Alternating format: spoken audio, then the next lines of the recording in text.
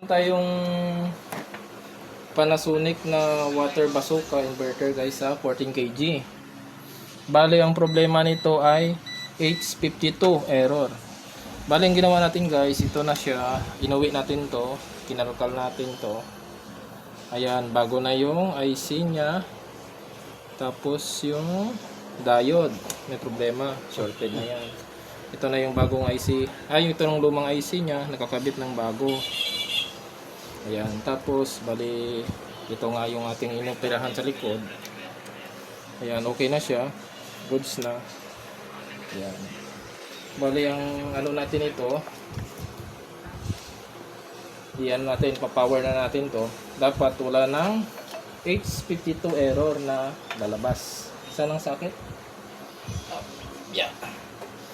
Okay. Bali saksak natin to 20 guys ha, to 20 to. Ayan na, pindot. So, wala na siyang ano, kasi ang ano nito guys, ang H52, pagka power on nyo, lalabas agad dito sa digital nya.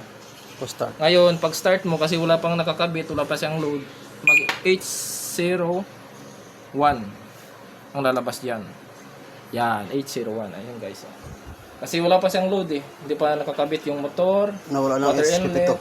tapos yung mga ibang parts na sa door, sensor, yan. Ito siya guys oh. Okay. Ayan na siya. Power on. Off mo ulit. Sakay on. Kung okay na siya. Ay, error. Hindi mo ano yan. Sakalin natin. Okay. Tapos saksak natin. Tapos power on mo. Okay guys ah. Okay na siya. Power off mo. Kasi walang lumabas na error. Pwede yan. Okay guys. H52 error. Success.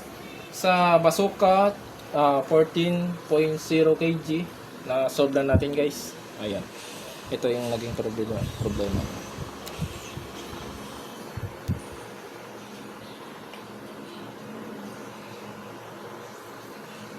Sige.